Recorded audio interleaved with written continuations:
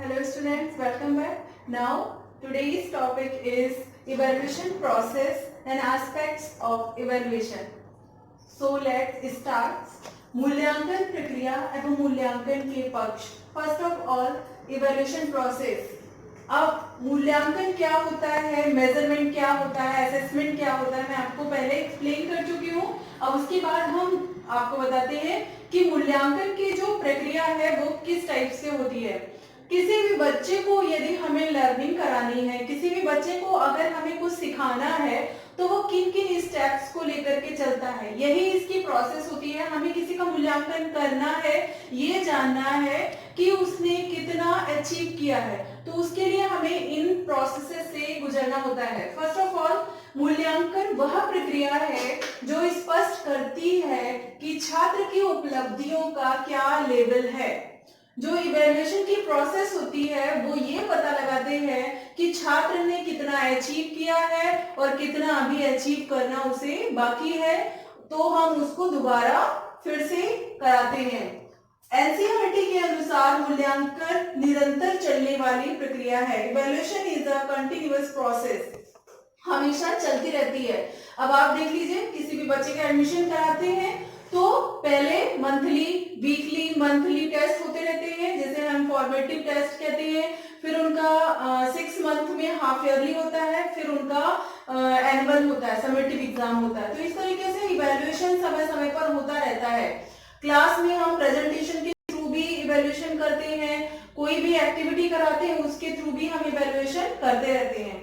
अब बात करते हैं कि एनसीईआरटी ने कौन से 3 पक्ष बताए थे मूल्यांकन की प्रक्रिया के. ये ट्रायंगल शेप में मैंने बनाया हुआ है. First of all educational objectives, शैक्षिक उद्देश्य. शैक्षिक उद्देश्य जैसे जो उद्देश्य लेकर के बच्चा पढ़ाई करता है, हम मूल्यांकन करते हैं कि क्या उन उद्देश्यों को उसने पा लिया है. जैसे आप बीएड का एग्जाम कर रहे हो, आप बीएड की पढ़ाई कर रहे हो, आप बीटीसी की पढ़ाई कर रहे हो, कोई भी आप पढ़ाई करते हो, तो आपने अपने उद्देश्य को क्या बनाया है, आपने अपने ऑब्जेक्टिव्स को बनाया है कि आप एक ट्रेन्ड टीचर बनो. तो अभी आपने अपने उद्देश्यों को निर्धारित किया, फिर आपको क्या कराई गई, लर्निंग कराई गई.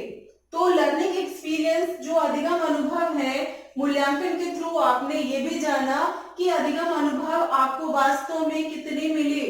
फिर है बिहेवियर चेंज, व्यवहार परिवर्तन. अब मूल्यांकन किया तो जो पहले आप थे अब आपके बिहेवियर में चेंज हो चुका है, क्योंकि लर्निंग आप जानते हैं एक बिहेवियर का चेंज है. व्यवहार के कारण व्यवहार में परिवर्तन ही सीखना होता है. तो 3 बिंदुओं के थ्रू हमने ये मूल्यांकन की प्रोसेस को समझाया है कि सबसे पहले हमने ये जाना कि एजुकेशनल ऑब्जेक्टिव्स क्या क्या है, क्या बच्चे ने वो एजुकेशनल ऑब्जेक्टिव्स अचीव कर लिए हैं. फिर है लर्निंग एक्सपीरियंस, क्या उसने अधिगम अनुभव प्राप्त किए हैं, और फिर उसके बिहेवियर में कितना चेंज हुआ है. तो यही मूल्यांकन की प्रोसेस है. मूल्यांकन की प्रक्रिया का सबसे अच्छा लाभ होता है कि कोई बच्चा कितना जानता है और उसे कितनी सफलता मिली है.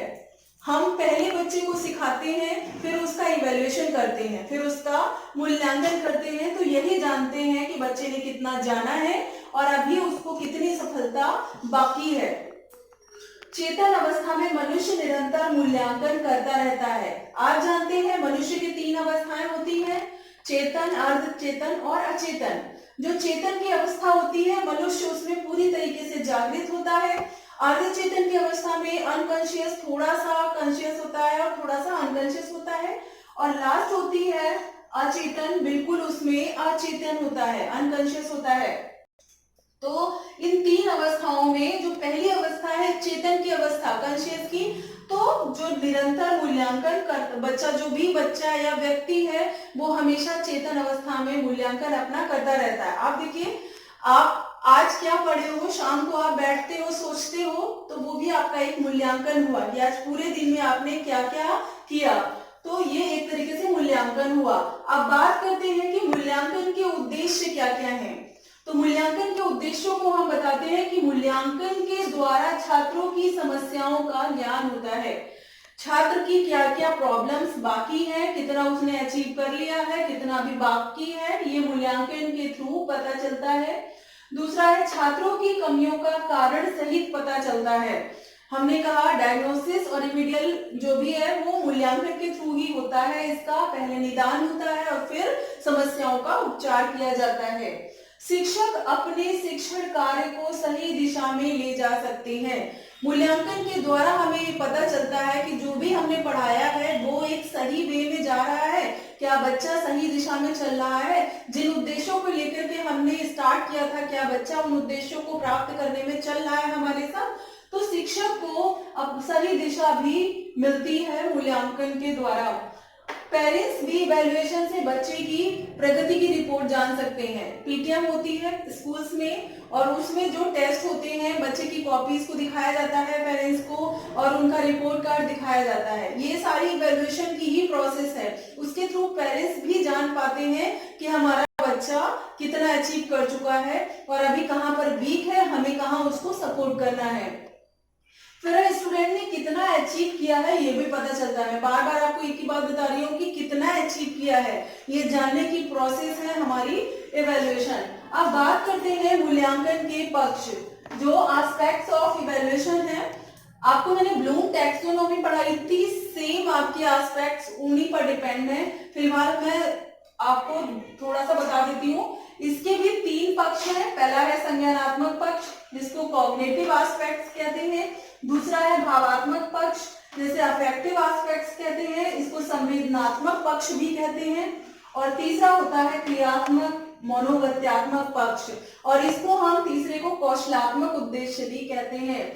अब देखिए कॉग्निटिव डोमेन ब्लूम टैक्सोनॉमी में भी थे, अफेक्टिव डोमेन भी ब्लूम टैक्सोनॉमी थे और साइकोमोटर एस्पेक्ट्स या डोमेन ब्लूम टैक्सोनॉमी थे। तीनों मैंने आपको बहुत डिटेल में एक्सप्लेन किया है। आप बैक में जाकर के ब्लूम टैक्सोनॉमी का पार्ट देख सकते हैं।